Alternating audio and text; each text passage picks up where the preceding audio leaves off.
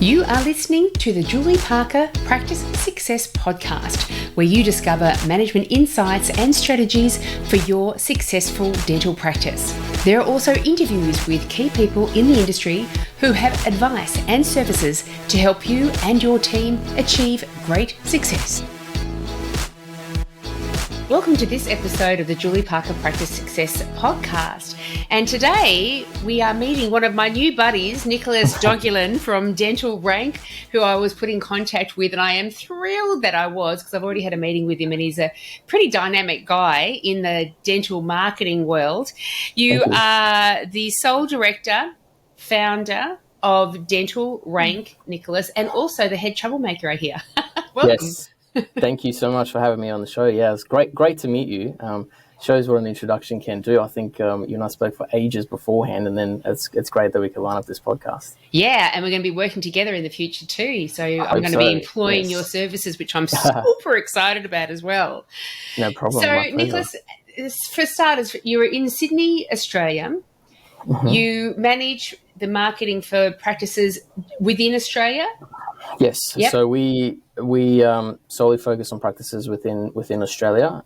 We will perhaps expand to New Zealand, but there's so many in Australia, we're happy to just be contained within Australia, and we only work with one clinic per about 5 kilometres. If obviously in regional areas, they can expand wider, but if you're talking sort of metropolitan city areas, then yes, it's 5 kilometres, so that there's no clash, no competition there. Fantastic. And what elements of marketing can you help dental practices with? Yeah, great question. So it's almost how long's a piece of string. And in the past, we would say, look, yeah, well, great, we can do your website, we'll do your SEO, search engine optimization, your AdWords, your social, your this, that, the other. And one thing you and I know very well is dentists are exceptionally smart, fantastic at what they do, but when it comes to marketing, don't really know all too much about it. Maybe the newer dentists that are coming through perhaps, but certainly not the ones that have established practices. So what we've done is we've thrown all that jargon out the window, and we just focus on what is most important to them, which is the exposure of the practice in their local area, driving new patients into the practice, and ensuring that the patients they have currently get reactivated back into the clinic, and then we build referral programs for them from internal with the practice. That would be it in a nutshell. But you and I, being marketers, we can allude into it, which is basically doing their search engine optimization, AdWords, social media, email marketing, call tracking, the works, basically. It's an end-to-end solution, just taking care of all their marketing needs. Wonderful. And, it's such a space that, I concentrate on marketing quite a bit to promote my own services, but it's such an ever-changing space. I still don't understand it properly. And, if you asked, and I know my husband does this, he asks doctors, how much do doctors really know about the workings of the human body and the human brain? And they often say, it's anything under 5%. I think I'm the same with marketing. I think unless you're an absolute expert in the field working in it all the time, it feels like your knowledge is going to kind of keep getting smaller because the opportunities and the applications and the changes that are being made to the marketing world are ever expanding. Correct. And we're the same. When I first started out and it was just me and about 2 people in the agency at the time, I had to be across everything, SEO, social, AdWords, website, security, IT, the works. I was across everything. And that ultimately became a problem because I was so focused on understanding everything.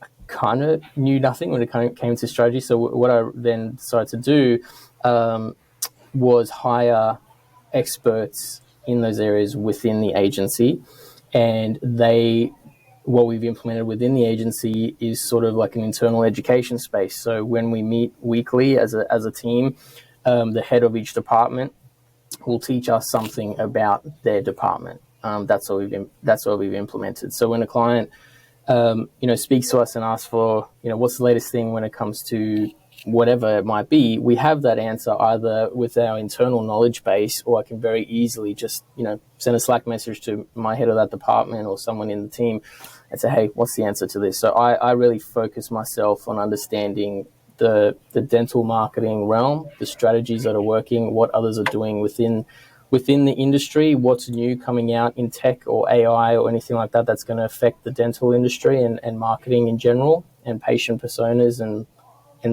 alike. So that's really where my focus has been, as opposed to being the one, on the ground generating new business for our agency, or just being out there and being the face of the business. It's now moved more into that, and I've hired people to do that component for us now instead. Fantastic, fantastic. And I've just been reading this book. This happens to be right beside me. Who Not How. It's by Dan Sullivan, but it's more his concept, and somebody else has written it for with this concept. And Yep. it is about, we as small business owners, we look at, how do I be more successful? How do I make sure we're treating our patients more effectively? How do I make sure that our team members are being trained effectively? How am I making sure that the marketing is done effectively? And we can spend a lot of time and research trying to figure out the how, where this book really does, and this is one of the reasons why I've employed your services, stop figuring out how to do it and figure out who you're supposed to be. Yes. Getting into your circle to help you be successful. People who already have that expertise. Yeah, 100, couldn't have said it better myself.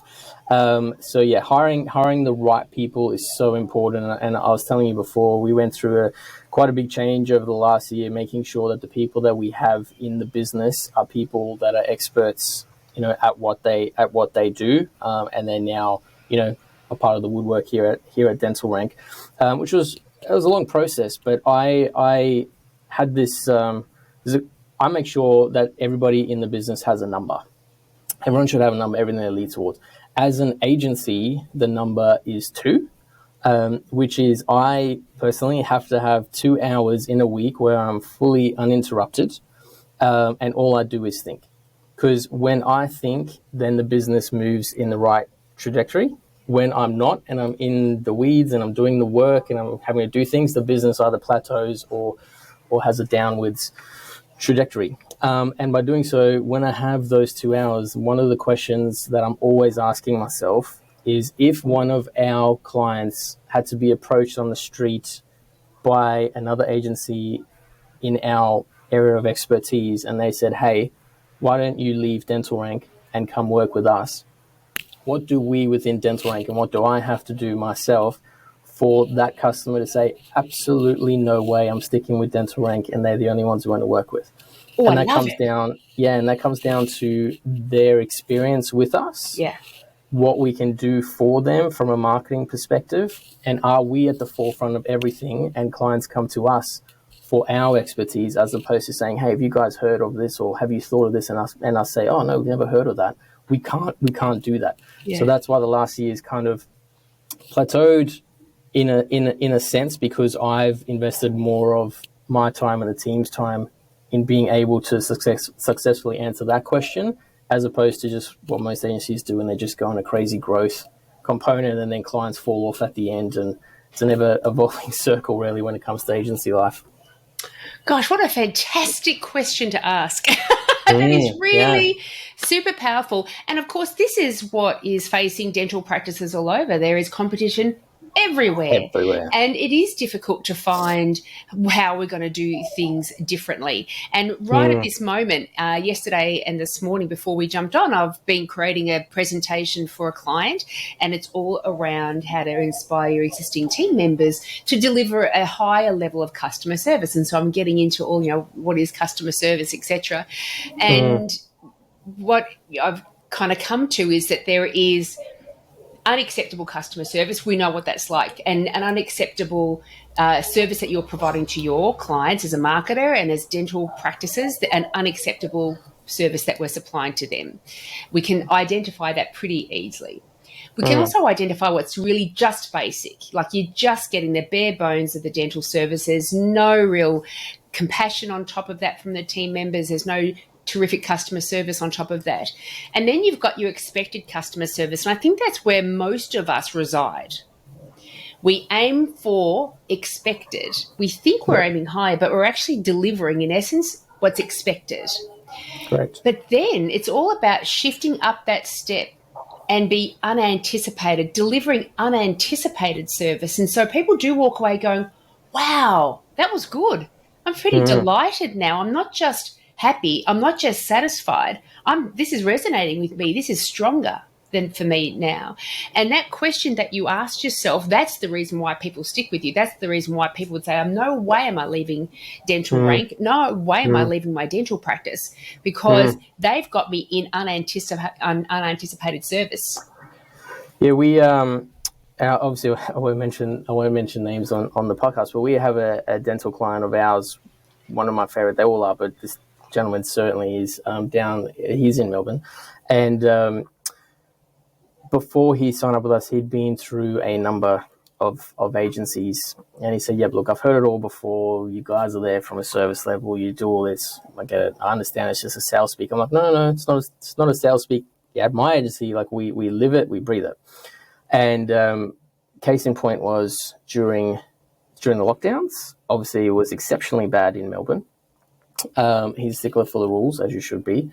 And during that time, I know there was financial strain within his practice as well as within a personal.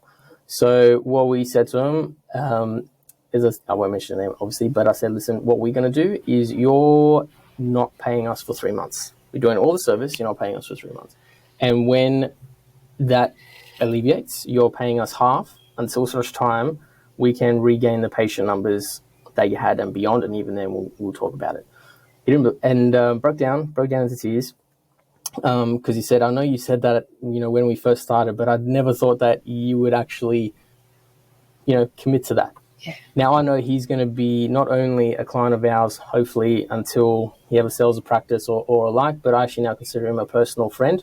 And I mention him a lot when we talk to other clinics, because he is the epitome of practicing ethical, great dentistry, and also a prime example of what we do and how we stand apart. So we're not just here for growth; we're here to work with great dentists, helping them build it. So our mission and our vision is to put 500,000 new smiles into the world, and we do that through dental practices, and you're going to do that through great dental practices. So yeah, I love it. I absolutely love it. My team that's an extraordinary story, and that is an unanticipated service that you provided him in response to the situation that you provided him.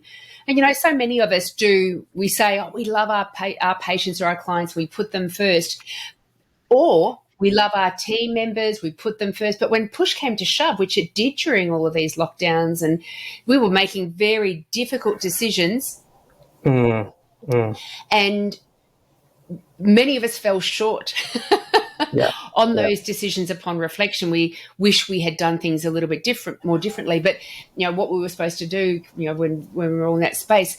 But I really honor you for doing that very thing, because it was a very human thing to do.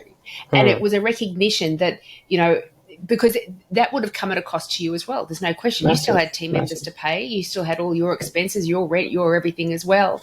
And so it's when we are willing to put ourselves on the line to that, and for the assistance of the people around us, that's a value that you've got sitting beautifully, perfectly within your character. I love that. I appreciate that. Thank you. I saw another great quote. I can't remember who wrote it.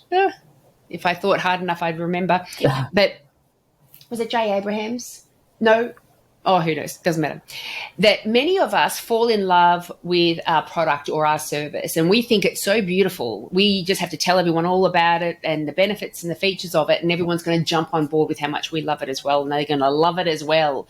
But within the same quote, it said, but you're doing it wrong. You've got to fall in love with the client, with the patient.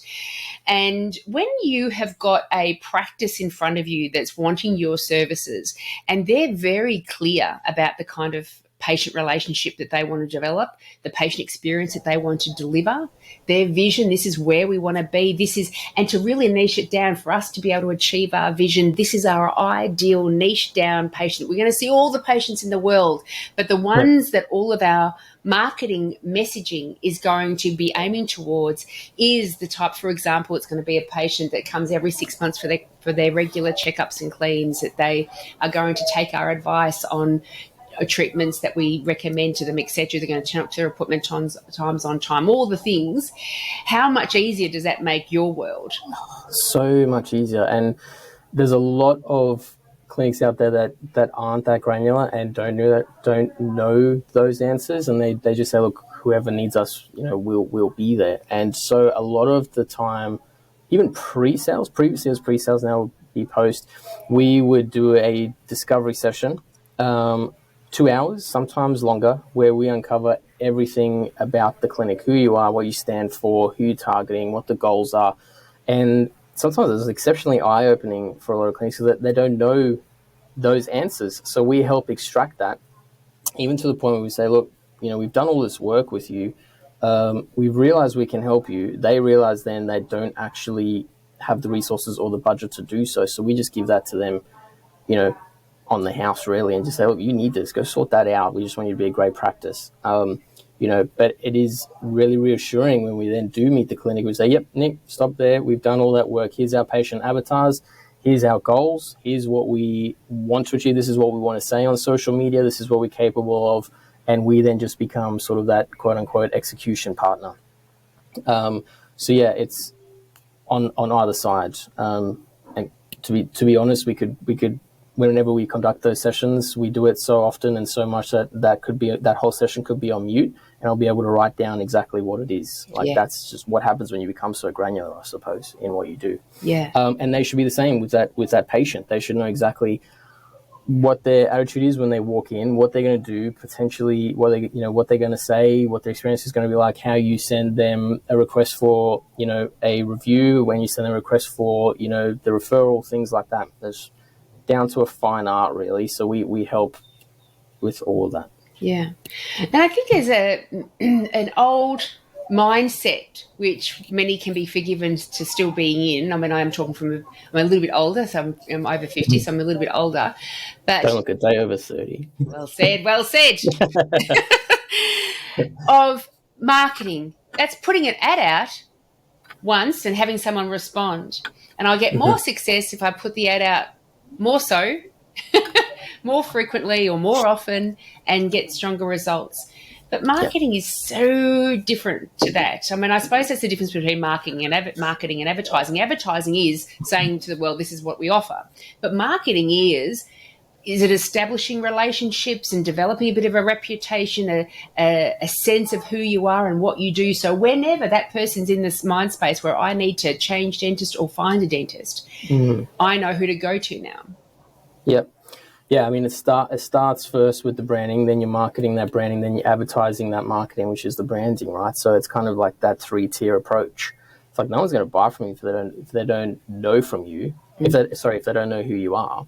So that's where we start. We look at their branding. Do you have a great website? Awesome. Okay, let's either rework that website to be in line with what that clinic stands for, what the practice stands for, or let's just build a couple of landing pages to test if the assumptions are correct or not. Then once we have that and we have the exposure and we have the data, then we move into the advertising.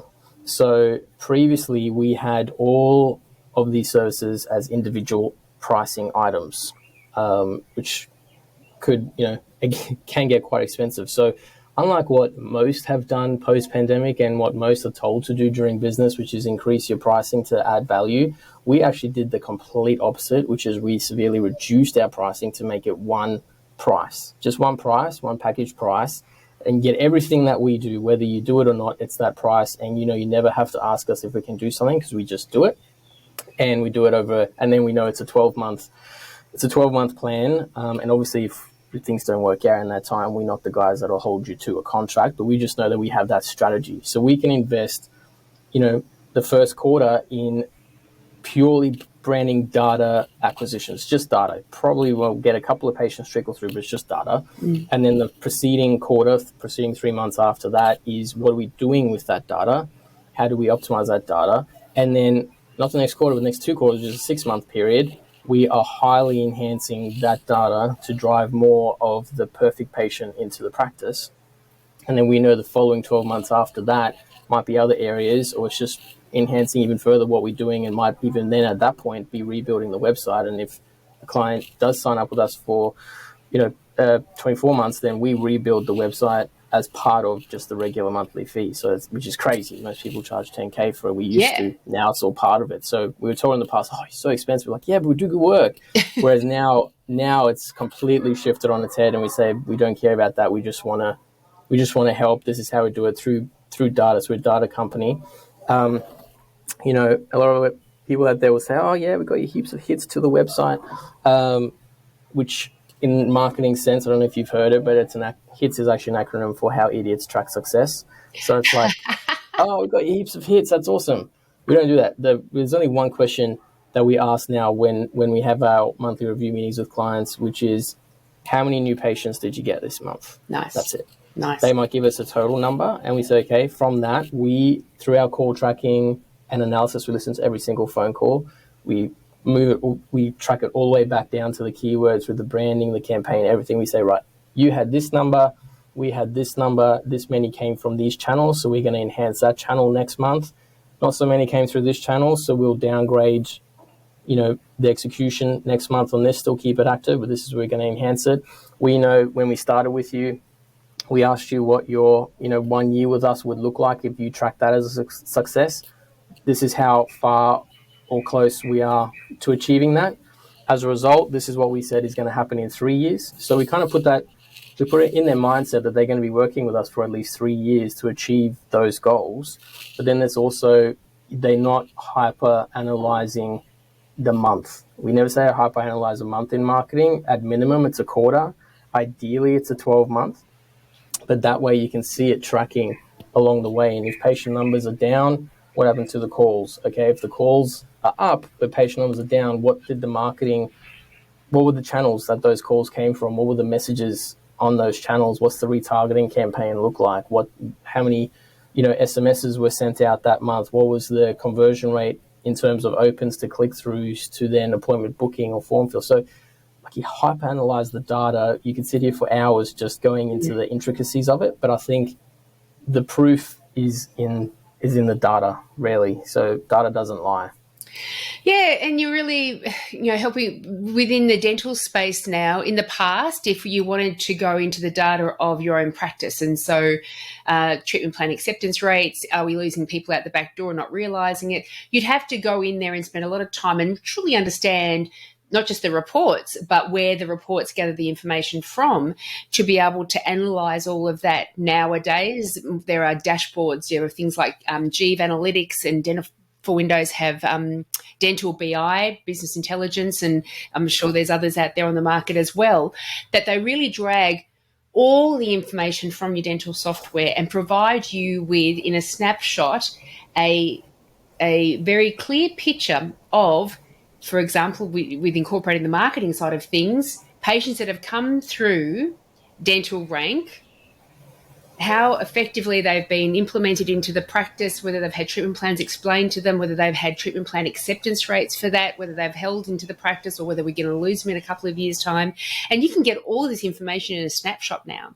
And so it's helping dental practices be far more intelligent with their sourcing of the who's going to help me get there and what we need to impact in order to make the best use of Dental Rank, for example, because where can it fall down? I suppose the very first step that it can fall down is the conversion of that new caller into an actual appointment time by the receptionist. Yep, correct. And that's why a large part of what we do has to encompass the call tracking, recording, and analysis. Because when we listen to the phone calls, so many sales are lost in the first 30 seconds. Just by the caller, or even throughout the conversation, there's no, hey, we've got these times or appointments available, shall we get you in? Or, oh no, we don't have availability this week, and then they just leave it at that, and then the person hangs up. So that's when we would get the likes of yourself or Jane Brandy or someone in the industry that really focuses on that training to get involved to help the clinics, because we're the first to put our hands up to say, look, when it comes to training or how to grow your practice, we're not the guys, and that's why we want to partner with you, people in the industry, because I think everybody these days can say they're coaches when really you're doing your client a disservice if you say you are. So we just purely focus on the marketing, driving to that point, which is the booking or the calls, and then afterwards doing the SMS recalls through our system that we've built as opposed to the dental practice software. But it's so crucial. And then what's worse is when you can actually show a clinic, hey, you said you had 20 new patients this month, which is wonderful, and you can actually read it back to us. but we've actually attributed that you've lost an additional 7 or an additional 10 based on the phone call, because they are people that were either referred elsewhere because you didn't have appointment, or your appointment books didn't actually have an availability. There's a clinic that we worked with where if you went onto the online booking and you're calling on a Tuesday, the next available appointment was potentially the Friday or even the following week. And they're like, oh, I'm not getting us any new patients. I'm like, that's because 2 competitors next to you have availability same day or next day. They don't know you other than your marketing. Yeah. They're not picking up the phone. They're using your online booking form. Of course they're going to go somewhere else. So would I. And that stuff there is so important, but I don't have, sort of the know-how how to retrain their thinking to get that sorted, which is then where we would do this introduction. Yeah. And I've, worked with Jane Bandy from the perspective of presenting with her on things. She's been on the podcast. She's a superstar, and that's her whole purpose. That's her whole space. Her expertise is in how to manage those phone calls. And so, as a practice owner, you can hear what your receptionist is saying. Maybe they're young, maybe they're inexperienced, maybe they've shifted in industries, they don't know dental very well, and you can feel that sense of anxiety. I'm not quite sure if they're managing these calls well, but the answer is very simple, just to reach out to people like Jane Bandy to get that training, because provide that opportunity for your team members to be wildly successful, because God doesn't come down and just implant the chip into their brain of this is how now you're a superstar, like in the Matrix, get that plug in and then get that downloaded into your brain. It doesn't happen. But it does happen in a sense when you get the people coming in to actually train the team up. So making sure that the marketing is spot on, and then that you're utilizing and making the very most of that marketing to really build your practice growth and viability. Yeah, correct. And it's not a, hey, let's do this month, type scenario, throw something at a wall, hope it sticks. It really is a longer term plan. Ideally, you plan the marketing out, 3 years down the line, very roughly, obviously, because so much can change, not only as we've seen with the pandemic, but we try and plan it out, here's the 12-month strategy, but then break it down to 6 months and then a quarter and then monthly from there. But what the ultimate plan is, so that when we content plan, so we do the content plans for what's the landing page, what's the blogs we're putting out, what's the social media posts we're putting out, what's the ads that align, Google ads that align, messaging, SMSs, emails, the works. It's a huge component. So when you meet a clinic that says, oh no, that's fine, we do all this stuff internally, we don't need the help, you almost want to hit your head against the wall and say, we're a team of 14, working for this at a very, very reasonable price, to be quite honest. Like, you hire an in-house marketing person full time, if they're good, you'd be looking way above 90 to 100K, salary, and then they have to get everybody else involved. With us, it's a fraction of the cost, and you have 14 highly experienced professionals doing this for you day in, day out, with a system that's tried, tested, and proven. And you come in, it's almost like the dentist knows what they're getting, we execute it, and you got practice growth, on the other side. But we're in it every single day. We're at the forefront of everything that's happening. A clinic just simply cannot do it themselves. Having someone that's a marketing coordinator within practice would be sensational, because then you can say, hey, we need these posts, or we need to post these reels, or we need to, whenever something else is happening, there's someone there as a contact, and not the practice manager, because they're so busy running the practice, and a receptionist should be so busy picking up a phone call, that having even a part-time someone is ideal. And what we, moving towards a model which might help that in the new year. It's still in its infancy, but I think we're going to implement something that might help with that. So I'll keep you abreast of that. That is very, very good. Because I think sometimes that is one of the barriers, isn't it? I'm sure you hear this all the time, that I really want to bring on a marketing company, but it's so much money every month and over a long term, because I can't just kind of duck in for a couple of months and duck out and expect to have really long-term results there. And when you think about the strategies that you can put in play when you do have a practice that's saying, like, I'm up for the 3 years. I'm trying to think of a good analogy for it within the dental world. And, when you've got a for example, a new patient that's come in, they've got a toothache, so they've got immediate need, which you must get every now and again. It's been COVID, quick, we need quick, boost our new patient numbers up real quick, we need them immediately. And so this patient is like, you've got to fix this pain problem for me right now. And you look in as a dentist into that mouth, you see various conditions. You look into the dental practice marketing strategies at the moment or lack thereof, and you see various conditions that you can solve within that practice. With the dentist, if that dentist was given, the patient saying, I'm here and available to come in 4 times and 4 times only, and I want you to fix things for me, you'll be limited to what, and your decision making around that will be wildly different. Your approach as a dentist will be wildly different than if that patient said, you know what, I'm committed here for the next 3 years. I want to progressively get to optimal dental health. And as a practice, they want to get through to optimal patient attraction and retention.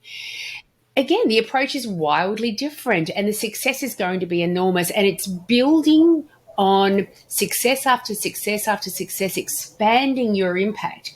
So the long-term, the long-term outcomes that you're achieving are far more assured because you can put in place strategies that are very well considered and that do take time to roll out as well.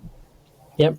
We get that. We get that quite often. Hey, Nick, we need patients in ASAP. And marketing is not a silver bullet. It never should be. There's other strategies that you should employ prior to thinking marketing is the end goal. But we've had clinics like that where we've started with them and they said, look, we've selected you to work with and hopefully we're with you for a very, very long time. And we had one approach us, and they were, at the time of working with us, I think their yearly revenue was about 150, 200, and then 3 years later we were able to get them to about 2.5 million, something like that. And that's just because we knew that we had that long-term plan in mind. Yeah. There's another clinic we worked with where, again, same sort of concept. We're with you for a long time. We understand that, it might look quite slow to start with until it ramps up. And we took them to the point of needing to move. Well, we actually cost them, I think we cost them well over 200K. We cost them that amount because they had to move location to get another dental chair. So we have that. But then you also have other clinics that go, look, this is a short-term thing. This is all we can do. And so we know what strategies we have to employ at the time. And we set the proper KPIs and we say, great, it's only a 3-month campaign you want to do. This is the outcome we want to achieve. This is the ad spend that we need. And at the end of it, this is what it is. And, if they then they don't want to continue for whatever reason or can't afford it, we might set up just a maintenance component and say, right, this is what it is. And we'll just check in every 3 months or every 6 months to make sure everything's still all good. Or if you're hiring someone in-house, we can help train them and maybe check in every so often. Because, last check, there was 18,064 dental practices registered in Australia. We only really want to work with 250. There's so much to go around. We're just there to help, right? Yeah. So, whatever we could do is amazing. At the end of the day, when you have your mission in mind of 500,000 smiles, I don't care if someone's working with another, dental marketing company. It's like, good on you. We'll help you. We've done that. We've done audits for other clinics who are working with someone, and we say, no worries, keep working with them. We'll run this audit. You take it, give it to the guys that you're working with, and say, fix these things up, and hopefully they can help you achieve success. And if they can't, you know where to find us. We only work with one per clinic, one per suburb, so you can go on the waiting list if you want to. But hopefully this will help them go for gold. Yeah, and I think that's one of the difficult things too is, maybe they're all on board with, yes, I know it's a long-term strategy, I'm willing to do it, but it is a lot of money every month. How do I choose the right marketing company? Yeah, and, I think there's so many agencies out there that have put out checklists and like, ask your marketing company this, ask your, have them show you whatever. The way we do it is you want to know our process, we'll tell you our process. If you want to work with us, you have to. It's not a you can, it's a have to. You have to call 3 existing clients of ours and we give you a list who are happy to be called. And you can ask them any question you want and you have to come back and you have to tell us who you call because I'll then call them and be like, hey, have you spoken to such and such a person that wants to work with us? Yes. Okay, do you reckon they're a good fit for our agency based on what you know? Yes. Great. Okay, cool. By the way, you're still happy, right? Yes. Excellent. And we move on. But by doing so, most agencies don't really want to do that or don't want to do a list. And I've always been of the opinion, I mean, we'll be 10 years in January, that I like to work purely off referrals. Unfortunately, it can't happen that way now because of the way that I'm going towards the agency. So we'll be opening up the marketing, but we'll still keep a lot of the way that the referrals work, which is calling existing clients, only have certain growth, or never be, our team must never be more than 80% at capacity, because you have to have creativity and you have to have time to have a personal life and do all that, which I could speak for hours on. But, we want to be those guys that you don't know us unless you know someone that knows us and come through. And I love it because every agency under the sun now will have agencyname.com or .com.au/dental. Oh yeah, we do dental marketing. Do you though? Do you really? Do you understand everything? Do you understand the tidbits? I don't think you do. Whereas we pride ourselves on knowing that. Yeah. I love it. And when we are talking about practices that know exactly where they're going, I'm just thinking about all the different avenues. I was going to ask you, do we all need to be on Instagram? Do we need to be on Facebook? Do we need, what do we need from our website? But all of that does depend on the practice that you're talking to. If you've got a practice that has a much older, the practice that I had, it had a much older generation moving through as patients. For a start, Instagram I don't think was even around then. Facebook was just starting to come into play. And 12 years old, so I don't even know if we needed websites, because most of our referrals were certainly word of mouth. There's no question about that. And just local, they just knew we were there. We'd been there for decades and decades from the person that had previously owned the practice. But if you are really appealing, if you've got a lot of Invisalign going on, a lot of tooth whitening going on, then that's going to change the spaces that you advise them to have part of their marketing strategy. Correct. So there's obviously the standards. Oh, we want to be on Facebook, we want to be on Instagram. We need the website, we need to go over. So I'm like, yes, sure. It all has a place. And you're right. It's what is the audience that you are attracting. One of the areas that we certainly focusing on now a lot, and it's come back of age actually, is Pinterest. So play a lot on Pinterest. And I'll tell you why. You're a young, 20s, 30s, 40s, wanting to get married. What do? You build a list, you build a vision board. What do you put in there? Beautiful smiles, things like that. You go on Pinterest. My wife's Pinterest account is virtually a shopping list. And you're on there and you look that stuff up, and we put our clinics on there, and you can, pin that to your board. But what it also then does is retargets. So then you retarget someone on Pinterest onto Instagram, Facebook, which everyone's on, as well as Google Ads, things like that, and you get them into the funnel. So someone that might have been interested in you now in December might only buy from you in March or April, but it all started from back then. And more so than that is when you get a patient in, they are still driving new patients into the practice because of the referrals you get in. So even if a clinic says, oh, we got no new patients this month, not that it happens, but we've got no new patients this month from marketing, but we did have 20 new patients.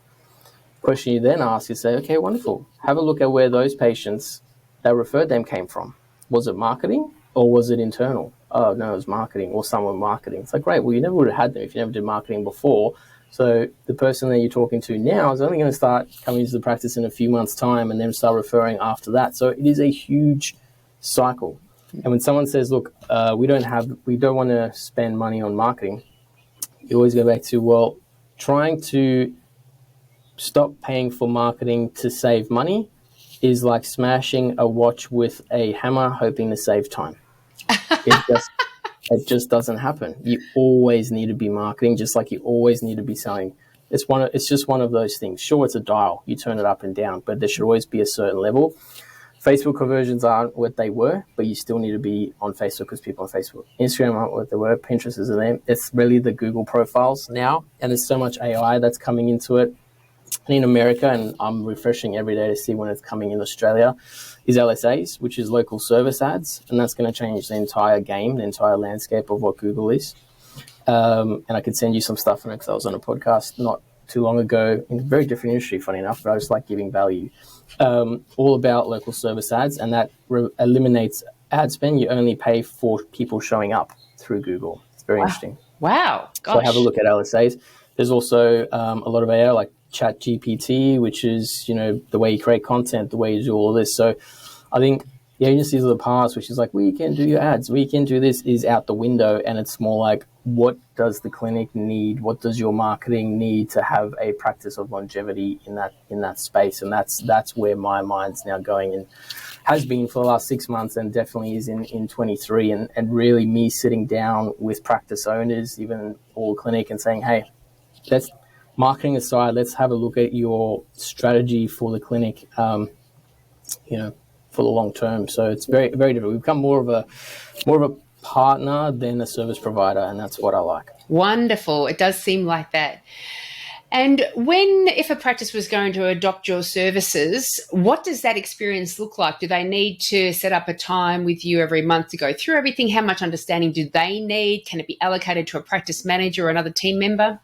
Yeah, great question. So, again, part of our shift. So, how it used to happen before. So, the onboarding process is pretty seamless now, as opposed to before. It was very hands-on. Whereas now, there's obviously a certain information we need, but through the use of technology, we can get that within 5-10 minutes, which is nice. And then you meet our onboarding team, customer success team that you'll be working with. Obviously, I'll be involved in that component, and that's fine. Then things get running, but where we found a lot of time was sucked, and would it was difficult for clinics, was to allocate that time per month to meet with us for an hour or 30 minutes or 40 minutes. So what we're actually introducing come January, or when our next review is we actually going to be recording those reviews and sending it to clinics with a booking link, and say, hey, here's everything you need to know. Got all the information, awesome. If you have questions on it, just book a time on this, find one that's appropriate to you, or here's our phone number, and you can call, which is usually my number because it's outside of office hours. And that's the way we're going to do it. So we'll trial that, because we found that a lot of time either the people that should be on those meetings can't be on the meetings, or they're eating their lunch at the same time, or cut it short, and we know our strategy needs to be. So this way, my team can dedicate a full day or 2 days recording all of that. It sends to the clinic. The clinic knows where it is. They've got a Google shared link where they can access everything, and they have all the information. And then if they need to know more, they just let us know. In that same email, we just say, what's the patient numbers, or we'll call the clinic and ask the question. We call that twice a week for different reasons, but regardless, we find that information. So that's how we're changing it, and that's just all by listening. Just listening to clinics and saying, look, we haven't heard from you, we need that meeting, we need the meeting, so we can tell you how the marketing is.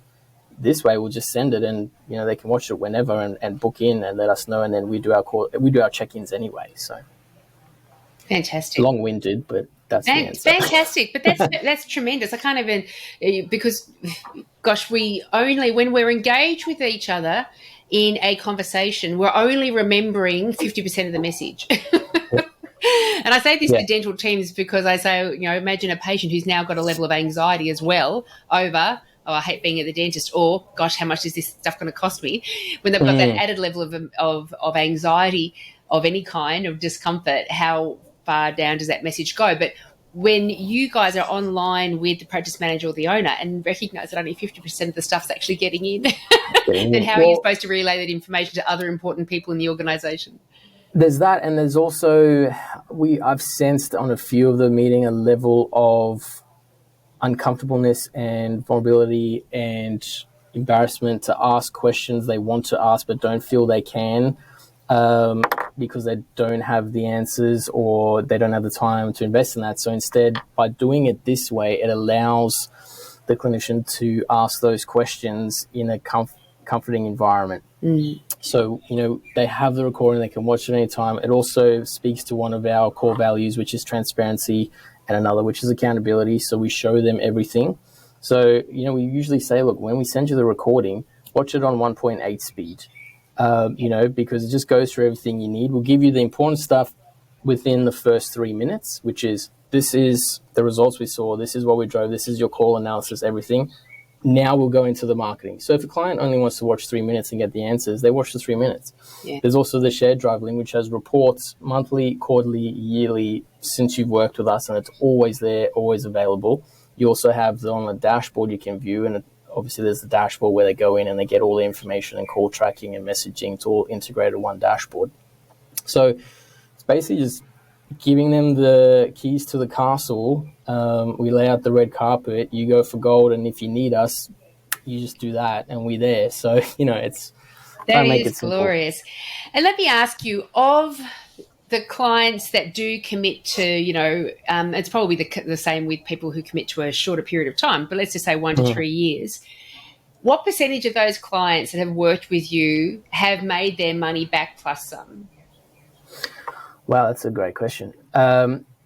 So we have a guarantee within the business, which is if you don't make your money back with us in a 90-day period, you can have that full period back from management fees. Yeah. Which kind of eliminates then the stress level of I'm paying for something and not getting anything.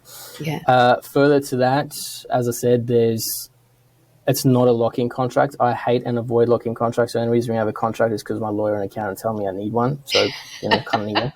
But what I say to clients, and it's always recorded and it's on there, is say, listen, it's a 12-month contract because we need the strategy. But at any point in a 90-day period, if you feel we're not hitting results or you feel uncomfortable or you're not happy to continue, that ends and you keep everything that you have. So if a client is not happy, they can leave. I'll have a chat with them and find out where we can improve and what went wrong so we can apply it within the agency, not to try and keep them or hold them to any ransom. It's more of a, okay, we'll improve this. No worries. Good luck. Put us in touch with your new agency. We'll give them everything they need to know, plus our strategy, and hopefully they can do better. So to answer your question, we've still got clients that we had day one when we started in Dental Rank. And that was 10 years ago. The Dental Rank component is 7 years ago. 7 years ago. Yeah, prior to the 7 years, I didn't even know there was such thing as dental marketing or dental website, but my best mate asked me to help them. And that's when we got involved in it. And that's a story on its own. But yeah, so for 7 years, it's kind of been like that. We used to be just month to month. And as easy and comforting as that was for clients, it was very difficult for us because then we could never plan appropriately. So it's purely, that's the plan, 12 months, do a strategy. If you do a 24 months with us day one, we rebuild your website within a short period of time, included in the service fees after the 90 days, because you always need to have the 90 days worth of data. And then if it needs a rebuild, we usually get it done within 5 to 6 weeks, content, imagery, the works, all part of the service, because we've got a 2-year contract. Yeah. And it kind of keeps keeps us on our toes. We say, like, this client's with us for at least 2 years, as long as we keep delivering. Yeah. Right? If they want to leave because whatever other reason, that's their reason. But we keep delivering. We've got a client for 2 years. Let's build a great website. And every 2 years, we'll keep rebuilding that website as long as they're a client. It's just glorious. It's just so wonderful. Thank you. And to have, because I mean, after our first meeting, as you know, like you're so genuine and so sincere. Thank you. And you are so client focused, and that ability to be flexible in your space and do what's going to help the clients jump on board and they have faith, and so they can hit the ground running with this and have a lot of faith that they're going to be looked after throughout. It's going to be, unanticipated service, not just what your expectation is not going to just be met. It's going to be surpassed with that. So if there are practices out there that want to jump on board and contact you and have a discussion, what should be their first next best step? Yeah, I mean, just going to the dentalrank.com.au website, either using our chat feature that's on there or booking, or there's a see if you qualify form, which is purely just a postcode component to make sure there's no other clinics in the area. Find me on LinkedIn. I think I'm like the only Dogulin that's on LinkedIn, or if it's not me, it's one of my family and they'll put you in touch with me. Or just send me an email, Nicholas, Nicholas .Dogulin at dentalrank.com.au. And always up for a chat. We don't charge you anything until you start working with us. So beautiful. Right. And I'll have all of the contact details that you just mentioned in the show notes as well. And where does Dogulin come from? What's the origin of Dogulin? It's Northern Italian, so it's from Trieste, which is up north. So I'm South African born, so I'm born and bred in Joburg, and my family on both sides are from Italy, so Trieste, Monfalcone. My first language was Italian. My mum had to actually come to school with me in South Africa to teach me English. And then I came to Australia when I was 12, so I'm 37 in, what's the date today? 21, 3 days. 2 days. Oh, gosh, you're very close to Christmas Day. Well, 24th that you're born. Christmas Eve, yeah, Christmas Eve. If I was born here, it'd be Christmas Day. So yeah, it's Italian origins, and then came here, and now I'm very proudly Australian. and I've got my wife's Australian German background, and my two beautiful children, Australian. Beautiful. How glorious. Oh, that's just tremendous. Thank you. Well, thank you so much, Nicholas. I am so looking forward to our first session together and working together, and hopefully the people out there will start seeing a shift and an improvement to my marketing. Thank you. But I encourage people to jump on and just have that conversation of, where you're at right now, what you can offer, what Nicholas can offer your particular dental practice. Know that you're going to be very, very well looked after and have unanticipated customer service as well. And I look forward to when you've got more additions to speak about within Dental Rank, Nicholas, jump back onto the podcast and let us know about it. Would love to. Yeah, thank you so much. And thank you for everything you do. And I'm looking forward today working with you, but also partnering and helping clinics with your services. Thank you so much. I love a win-win. Win-win-win. It's the three of us. You and me and the patent practices all winning together. I'll speak to you next time. If you enjoyed today's podcast, then you should come along and join the club. The club is a whole library of lunch and learns, with new lunch and learns being produced all the time that help your dental team gain greater success in your systems, in your team behaviours, in your patient management, in your patient engagement, in their treatment plans. They are usually around half an hour in length, and so team members can sit down, be paid for their lunch break, eat lunch while they're being inspired, and delivered all of these insights and strategies that can be implemented so you all achieve greater levels of success. Also, Amina and I, my buddy from Dental Management Expertise, have a company, Dental Business Mastery, together. And our flagship online 1-year course for dental practice managers and dental practice owners to learn how to very successfully manage your dental practice is available. Head over to dentalbusinessmastery.com.au to find out more information, and has information about any other courses that we've got available. Also, make sure you do jump onto my website, julieparkerpracticesuccess.com.au, and you will see a whole load of free information. There are articles, the blog, downloads, templates, a whole load of things that are designed to help you overcome any specific challenge that you've got going on in your practice at the moment.